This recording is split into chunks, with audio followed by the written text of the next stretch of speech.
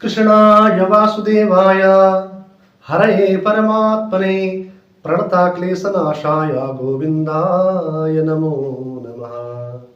जय श्रीमन्नारायण। सभी लोगों को आज और कल निर्जला एकादशी व्रत रखने वाले जितने भक्तगण हैं उनको निर्जला एकादशी के व्रत कथा को भी सुनना चाहिए, जो कि महाभारत, पद्म पुराण, विष्णु पुराण के अंतर्गत कथा को विस्तार से बतलाया गया है। जहां तक महाभारत की बात है वहां और भी ज्यादा विस्तार से बताया गया है। एक बार की बात है जब भगवान श्री कृष्ण और पांचों पांडव, कुंती, पांचाली, द्रौपदी, भगवान वेदव्यास जब एक ही साथ बैठे हुए थे तो स्वयं श्री कृष्ण भगवान एकादशी व्रत और उससे होने वाले फायदों के बारे में विस्तार से बात कर रहे थे। इतने में ही युधिष्ठिर ने श्री कृष्ण भगवान से पूछ लिया कि भगवान, ज्येष्ठ मास के शुक्ल पक्ष की एकादशी की जो एकादशी आती है उसके बारे में आप विस्तार से हमें बताइए। ये पूछने पर श्री कृष्ण भगवान ने कहा, वेद को जो केवल ओमकार से उच्चारण होते हैं ऐसे को चार वेद के पंचम वेद महाभारत, वहां न होकर के वेद, वेदांग, उपनिषद और महाभारत की जब रचना की और जितने पुराण आदि की रचना की तब भी उनके मन को संतुष्ट न होकर के ऐसा कहा जाता है कि अंतिम में उन्होंने श्रीमद् भागवत महापुराण का ही रचना की। तो ऐसे विद्वान और इतने सारे वेदों को अलग अलग भागों में और अलग अलग तरीके से, अलग अलग टॉपिक के लिए अलग अलग तरीके से बनाने वाले वेदव्यास जी जब सामने हो तो हम भला ऐसी चीज को हम कैसे कहें। तो आइए उन्हीं से सुनते हैं। जब ऐसा उन्होंने कहा तब वेदव्यास जी एकादशी के बारे में वर्णन करने ही जा रहे थे, तब तक भीमसेन ने कहा कि अक्सर ऐसा होता है हम लोग के परिवार में कि माता कुंती, द्रौपदी, पांचाली और चार जो मेरे बड़े भाई युधिष्ठिर हैं और छोटे अनुज अर्जुन, नकुल, सहदेव हैं, ये सब के सब एकादशी के व्रत को पालन करते हैं।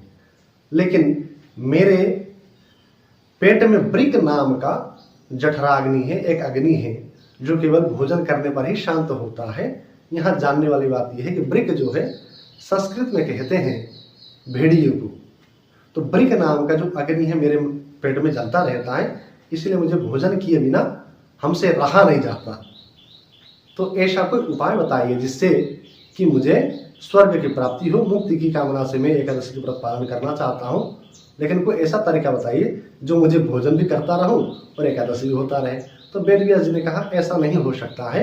हर एकादशी को, जो कि महीने की शुक्ल पक्ष और कृष्ण पक्ष में आने वाली एकादशी को व्रत रहना होता है। भीमसेन ने कहा, मैंने पहले ही आपसे कह चुका हूं कि ये मेरे से नहीं हो सकता। क्यों नहीं हो सकता? क्योंकि मेरे पेट में वृक नाम का अग्नि जो कि प्रज्वलित रहता है, जलता रहता है, और जब तक मैं भोजन ना करूं तब तक वो ठंडा ही नहीं होता।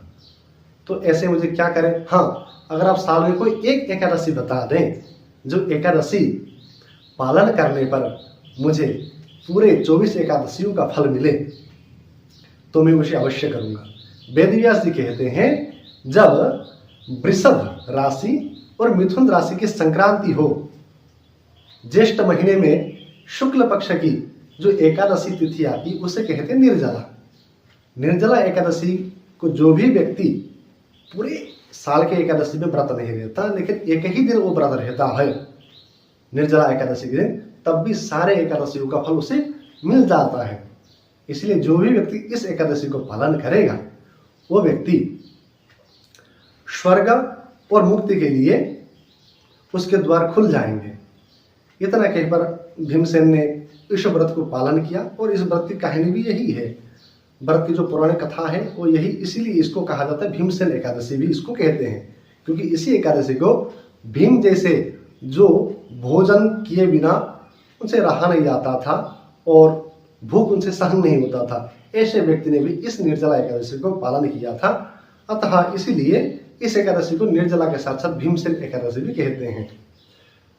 तो मुझे सभी लोगों से उम्मीद है कि आप लोगों ने इस व्रत की जो कथा है इसे अच्छे से सुना होगा, और जो व्रत की कथा थी इसको सुन करके व्रत के नियम और इसको क्यों भीमसेन एकादशी कहते हैं ये भी आपने जाना होगा।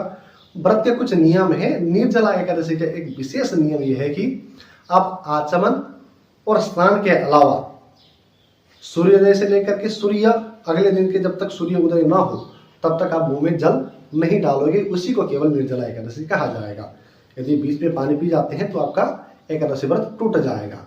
तो कुछ खाना पीना नहीं है, ऐसा व्रत के दिन सूर्य उदय से पहले जगना है और सूर्य उदय से पहले पहले स्नान कुल्ला आदि करके सूर्योदय के बाद कुछ नहीं करना है। पूरे 24 घंटे के लिए आप निर्जल हो करके बिना कुछ भोजन बिना जल के रहते हैं, उसी को निर्जला एकादशी कहते हैं।